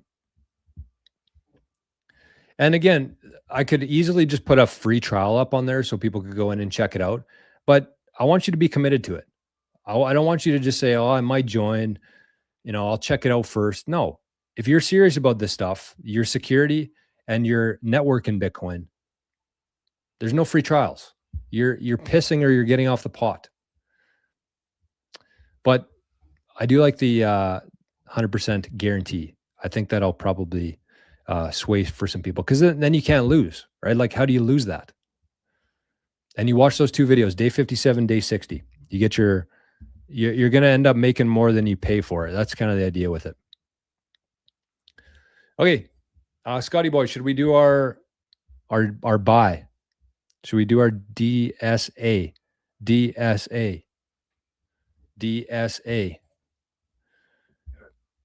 Rejorist Sony Hodl Radio. Satoshi's real identity was just discovered. His name is Rejorist Hodl.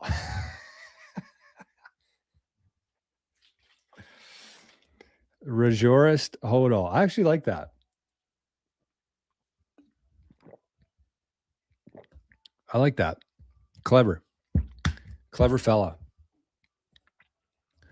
Plastic says, once you join the community, you must flex those brain muscles because ignorance kills, knowledge saves, and creates. Amen. There's one of the visionaries. This guy actually wrote a book after joining the visionaries community. Matt, I want you to be honest here for a second with the people. Do you think, what are the odds that you would have written this book had you not joined the community? Be honest. Don't just say it to please me. But this is Matt's book, and I'm going to have more. I got more to talk about in regards to this book here soon. I have a really good idea. But this is Simple Bitcoin Savings. Great book for anybody in your life who is open to Bitcoin, open-minded, wants to learn. This is a really easy, digestible book from Matt. Hey, Corey's here. Morning, Corey. Jen says, no, the dewormer. Yeah, crazy. Many countries had Tylenol, what is that, Tylenol 4? T4s? For 20, 30 years before we got it here. Carprofen. Oh, gotcha. I kind of figured it was something like Advil. Okay, I'm just making sure I didn't miss anything here. Scotty's making notes like a Fed over in Rumble right now. He said, no, Jor mentioned the dewormer. Possible search warrant attainable.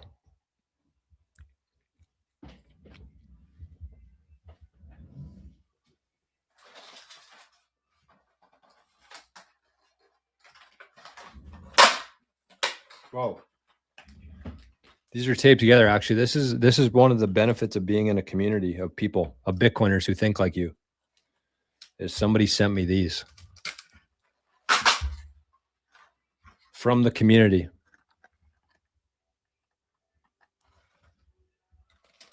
Apple flavored. So many benefits. Too many benefits to even say, truly. Corey says, finally get to see your show live. You always go so early. Yeah, I guess you're in 2 hours behind, eh? A Canadian radiological oncologist was on Daystar adding. Oh, really? Wow, okay. Was on, what's Daystar? Okay, Matt says, no doubt being part of the Visionaries community helped inspire and create the knowledge that has been distilled into that simple book. Could you imagine writing a book? What an accomplishment, and what a book it is. Absolutely love this. I got some big plans for this book, Matt. I'll tell you about it sometime soon.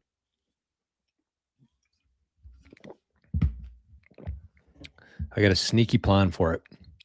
15 million sats worth. Oh, that's a good question. That's a great question. So here's kind of my thoughts on it. I think that if you have less than 5 million sats, you should just use something like an Aqua wallet or a Bull Bitcoin wallet where you still hold the keys to it if you're comfortable. You could also just leave it on the exchange. 5 million sats is kind of the threshold there. I would say if you have between 5 million and 50 million sats, you should at least have a cold card with a passphrase. And if you have more than 50 million sats or half a Bitcoin, you should tomorrow get into a multi-sig. And that's actually the Bitcoin School course. So I talked about a couple different things today. The foundation package, which is brand new, Bitcoin School, and that's kind of the goal of Bitcoin School. Is it's going to start March 15th, officially 2026. And the goal of the course is to have everybody going through the course into a multi-sig before December 31st, before the end of the year. Or at least have the knowledge when you're ready to do it, you'll have no issues with it. That's kind of like the main goal. That's our North Star in Bitcoin School, is to have everybody comfortable, confident, and in a multi-sig by the end of this year. And I really believe that that's the way to do it over time, instead of like a 1 or 2 session, a couple $1,000s. You get it set up, but then you have no idea what happened and no idea how to do it, no idea if it's done properly or backed up properly. And so this is more of like a over time kind of thing. And that's why I love that foundation idea too, because that's how Bitcoin should be learned. It's like a language, and you're not going to learn a new language in 1 or 2 sessions with somebody. You're just not. Treat it like a language. Spend a couple years really diving into it, exploring as much as you can, and being part of something like Bitcoin School is the perfect way to do that, because that's what this is, literally. It's every day. And I think there's so much power in doing something every day. Like these are all videos from 2026. This was December 31st. This was January 1st. This was January 2nd. And we've done it every day for the first 61 days here. So that's what you get. That's part of being in this community here, is you get a 20-minute video, 15, 20-minute video every single day talking about Bitcoin. And that's the best way to learn, in my opinion. Oh, what happened here? There we go. Intravenous. What's that? Oh, IV. Sorry. His result were promising. Daystar was off the air where I am for 3 days. What do you mean? Daystar was off the air where I am for 3 days. What the hell is Daystar?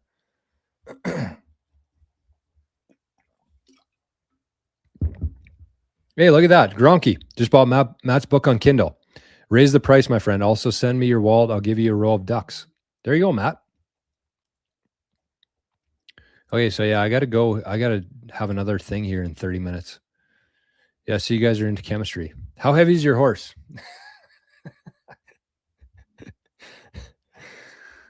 He's about 175 pounds.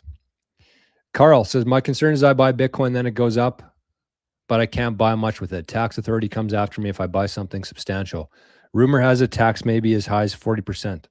What country are you in? Ken, Bitcoin's money. Oh, it's a Christian channel. Gotcha.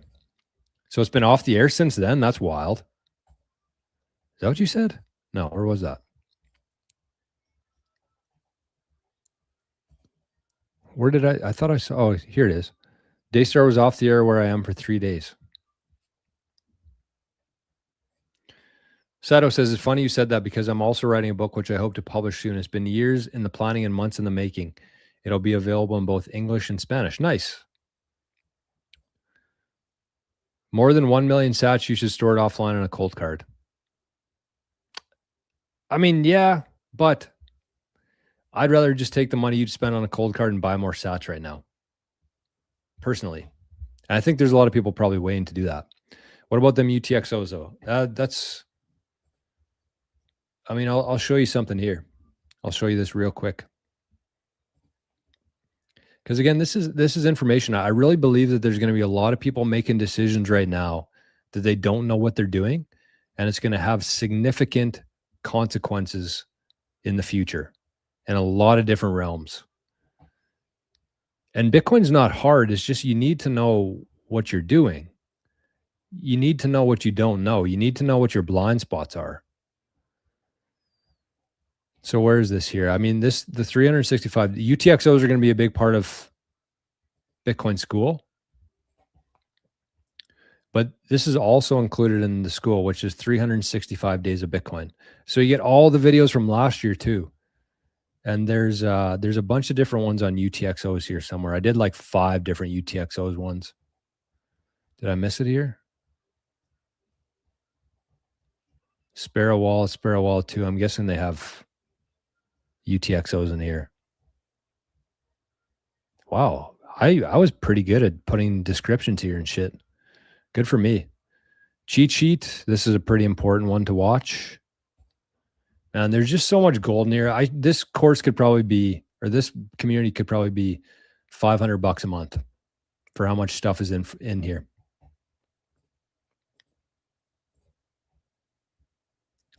How to Trezor with a passphrase? Do I still need a multisig? Yeah, I mean, you could just use your Trezor as one of the keys in the multisig. If you got more than half a Bitcoin, you definitely want to get into a multisig. No doubt about that. Scotty says, last month of work for me. When's your last day, Scotty? When's your last day? Oh yeah, I got to go here. Frick. What am I doing? What the hell am I doing? Scotty, what's the scoop here? Are we high? Are we low? Scotty says DCS down from yesterday. Frick, I can't even bring it up here. We'll just have to do it, I guess, manually today. Tuesday's a little slow in the Zap stream, a little slow in everything, but we're kind of used to that. I guess Tuesdays are for YouTube. So we don't have a whole lot to report today. I did want to give a big shout out to Praetorian, to Duncan, to Maria, and to Joshua. They paid the salaries today. So let's buy some Bitcoin here. What are we going to get, Scotty boy? What's you said we're down, so I'm going to buy $8 worth today. $8. If you store the seed phrase with the passphrase is pointless. If you store the seed phrase with the passphrase is pointless. Yes, it is.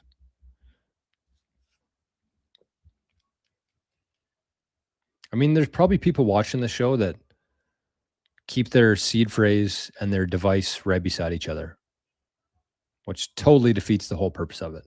But, I'm not shitting on people because I did this for a lot of years myself. And that's why I have this community, because I don't want people to make the same mistakes that I made. It cost me a lot. That's what, this stuff kind of, you don't see a real return right off the bat, but it saves you a lot of freaking time and energy and potentially sats not having this information. So there's $8 worth, 8 units of shit, 8 units of trash for 8,500 and 4 units of absolute scarcity, energy-backed scarcity. Can't beat that. Cannot beat that. So if you bought some Bitcoin today for our daily buy, we do it every day. We do our daily buy every single day on the channel. And again, this is how you can find us. Go over there right now, actually, before you forget, and you'll get a notification tomorrow morning when we're going live. If you want to. This is the kind of stuff we do every day, every single day. I've been doing it for 2.5 years, 470 episodes, I think we have. Crazy.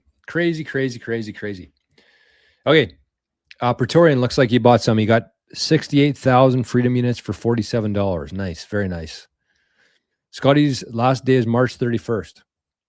Oh, it is coming up quick, Scotty boy. You worried? You scared? Spooked? Sin Diesel also zapped 18 and a 45. Thank you, Sin. Appreciate that, buddy. Okay, so yeah, the show was a little bit off today, but I think it was a good show. As soon as I get my tax return in 2 weeks, I'm dumping it all into Bitcoin. Nice. Develop good Bitcoin habits and you will be rewarded. Amen to that. Amen to that. And actually, what was it? If you want to join, you can. I've given you more than enough info today. That's my promise to you is, number one, you watch those 2 videos, day 57, day 60, you're going to make more in March than you spent on the membership fee in Bitcoin. And number 2, if you join and you feel like you didn't get enough for it after the month, I will send you $21 back in Bitcoin. 100% guarantee. And if I don't, I'm here every day. You can show up in the chat and say, hey, Jor, you said I could get a refund, but you didn't pay me back. And then my credibility is gone. That's the benefit that you have. That's the leverage that you have over me. So I'm telling you, there's Marco right there. He said, school is great. We got a lot of great people in that community. And it's something you're going to need in the future with all this uncertainty. And not only that, but just picture this. Last thing I'm going to say on it is, if you are somebody like Sato Millionero, let's say you want to write a book. You want to do something in Bitcoin. You have automatically almost 200 people there who can support you. Boost your stuff, share it, try it, give you feedback, versus trying to do it on your own. You have no idea how valuable that is. So there's a lot of different people that would benefit from it, a lot of different ways. But I need to share it with you, because how else would you know?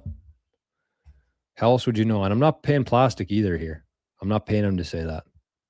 Switch miners to solo. Nice. You should look into Parasite. We were talking about it today. Parasite mining. Bad name, though. God, that's a bad name. I don't think they could have came up with a worse name.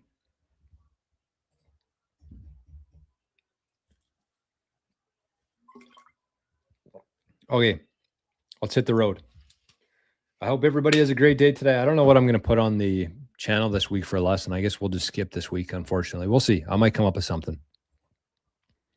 But anyways, if you haven't yet, I know a lot of people have. Consider joining. I'll leave that link one more time. I'm going to have all these links in the show notes below. And I hope you learned something today. We actually, if you're just joining us now, we had a really good discussion on the Bitcoin network, the difficulty adjustment, the subsidies, the mining. A lot of good info today on the show. So I'm going to share that in YouTube. I'm going to share that on Rumble, even though most of the legends on Rumble are already in there. And finally on Nostr. So that's it. Thanks for watching. Again, if you've been enjoying these, make sure you leave a comment. You don't have to like it. I don't really care about that too much. But leave a comment letting other people know that you enjoyed it. If you feel like sending some real value, not just a thumbs up or a like, you can send it to my Rizful, or you can join the community and get a lot of benefit yourself out of it while supporting what we're doing here. Because we don't have any sponsors. Zero. We never are going to have any sponsors here. I think it's incredibly important, especially in this industry, to be able to speak freely without any sort of influence from companies, products, exchanges, anything. I just share what is best from my experience and from what I see elsewhere from the people that I trust. So that's how we keep the lights on here. Value here, value in the community. And if you don't have value to send, just leave a nice message in the comments and let people know it is worth their time to watch it. So I hope you have a great Tuesday today. Thanks again for being here. Unfortunately, it didn't go as planned, but I still think it was a great show today. Thanks everybody on Rumble. Sorry I didn't spend a whole lot of time in the chat over there today, but I do see you and I do very much appreciate you. So that's it. See you maybe tomorrow on the live stream, or we'll see you this time next week. Or actually, you'll see me in about an hour on the channel again with Robin, Forrest, Rajat's gone, and Brandon. So thanks, everybody. Have a blessed day. Have a great one. We'll talk to everybody soon. Bye-bye.